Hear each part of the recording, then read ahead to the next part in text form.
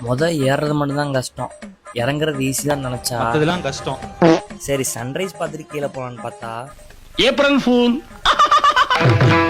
அன்னைக்கு நாள் விடிஞ்சதே ஒழிய சன்ரைஸ் மட்டும் ஆகவே இல்லை. அப்படியே கொஞ்சம் வியூஸ் பார்த்துட்டு 6வது மலை எவ்வளவு தூரம் எட்டி பார்த்தா, நீங்க அதை பாத்தீங்களா?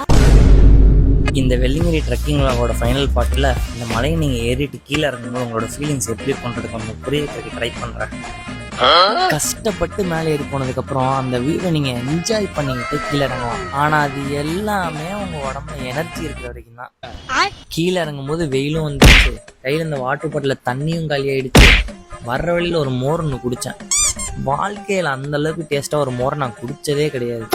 எனக்கு இந்த மலையை ஏறி முடிச்சிட்டோமேன்னு சொல்லிட்டு சந்தோஷப்படுறதா இல்லை இறங்க முடியலன்னு சொல்லிட்டு வருத்தப்படுறதானே தெரியல.